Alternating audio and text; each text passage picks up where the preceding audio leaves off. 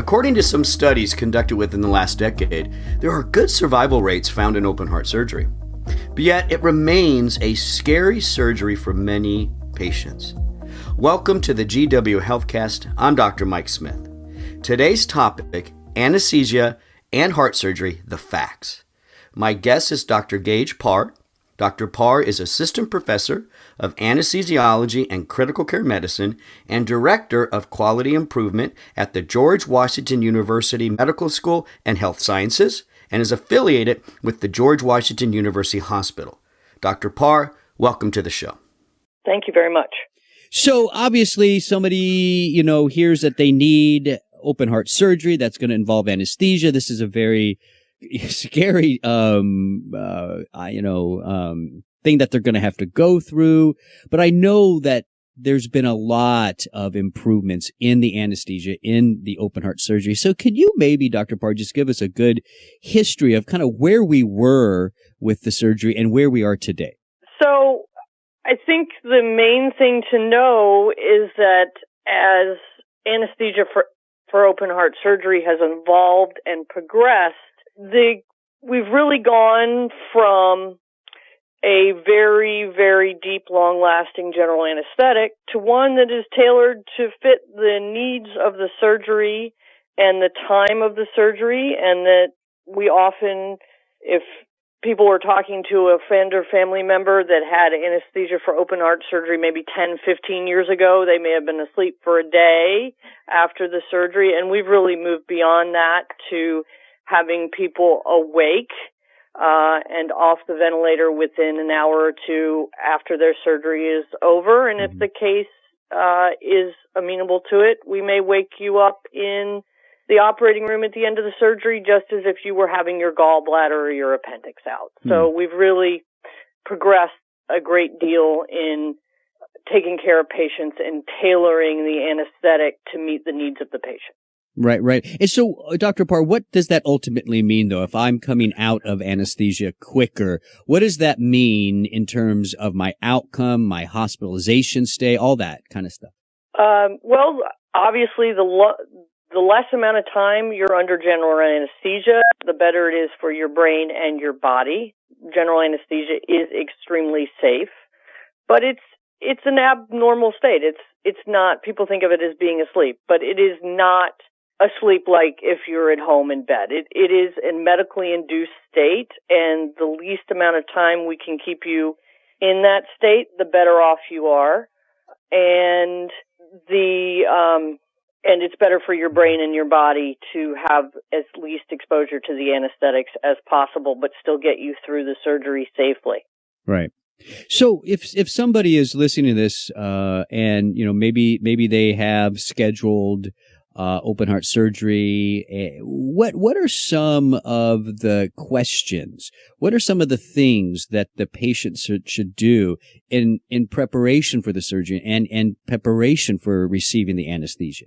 So the things that they should do before coming in, make sure that they have talked to their surgeon and their cardiologist and know which medications are appropriate to take the day of surgery and which are not.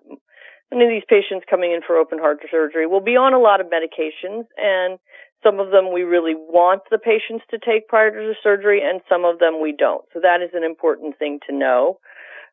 They should know when is the last time they should have something to eat or drink, just like any surgery. And then they should know that because this is open heart surgery and we are operating on the heart and potentially using a heart-lung machine, which is a machine that takes over the function of the heart and the lungs during the surgery so that the heart can be operated on in the safest possible manner, they should know that they're going to have some extra monitoring lines placed for their safety. These lines may go in before they're asleep, may go in after they're asleep. It's up to the decision of the anesthesiologist on that day and what's the safest for the patient, but they'll have a line, a IV placed in one of the arteries that goes to the hand. It's the artery that when you feel your pulse, we'll put an IV in there, and that is to measure the blood pressure with every beat of the heart, so we know what their blood pressure is beat to beat. Patients who are having open heart surgery sometimes have compromised heart function because of the disease process that's going on with their heart, and we may need to give medications that help the heart beat more effectively, and those tend to go through a central line or an IV placed in the neck. So the patient should know that they're going to have that placed either before they're asleep or after they're asleep, and that decision will be made as to what's the safest for the patient. And then additionally, one of the big advances in the last 10 to 15 years with anesthesia for open heart surgery is that we're able to do ultrasounds of the heart while the patient is undergoing surgery. So we can get pictures of the heart before and after treatment to make sure that the treatment, one, to plan the appropriate treatment for the patient, and two, to make sure that that treatment has been effective. So many of these patients will have had this done, especially if they're having valve surgery before the surgery, but we do it again during the surgery. It's an ultrasound of the heart called a transesophageal echo, or TEE. So cardiac anesthesiologists are well versed in doing those and reading those studies and helping guide the surgery.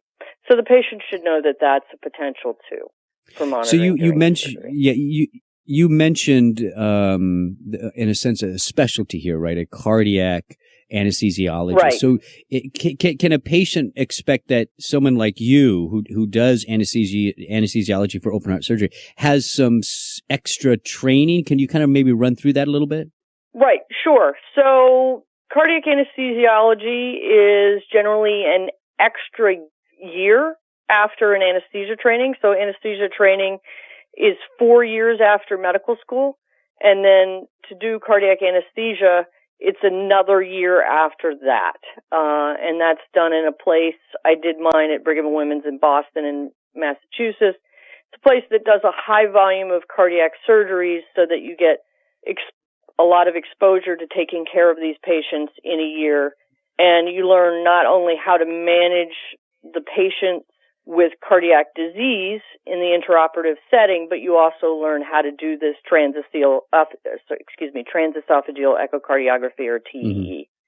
And there is board certification in that TEE. Right. That's great. So, should a patient then, do you think it's important that if they're going to have open heart surgery, that they request that they have the cardiac anesthesiologist, the person like yourself who's gone through that extra training? Is that something they should ask for? In any place that does open heart surgery, that is pretty much of a given, that if you're going to have open heart surgery, there are special cardiac anesthesiologists on staff who are taking care of those patients. And additionally, at GW, if there are patients who are not having open heart surgery but have cardiac issues of some sort, and the surgeon would feel more comfortable having a cardiac anesthesiologist take care of that patient, we do that also. Gotcha. So great information, Dr. Parr. Let's go ahead and end. And I just want you in summary to kind of let the audience know, like, what's a good summarizing statement that you would like the audience to know about cardiac anesthesiology? I would like them to know that cardiac anesthesiologists are especially trained anesthesiologists and they've been especially trained to take care of patients with cardiac disease and cardiac problems, in particular patients undergoing open heart surgery, but also patients with cardiac issues going through all sorts of surgery, and that we have extra knowledge of how to take care of patients with cardiac issues and diagnose using TEE. Dr. Parr, excellent interview. I want to thank you for the work that you're doing, and thank you for coming on the show today. You're listening to the GW Healthcast. Please visit gwdocs.com to get connected with Dr. Parr or another provider. Or call 1-888-4GW-DOCT to schedule an in-person or virtual appointment. I'm Dr. Mike Smith. Thanks for listening.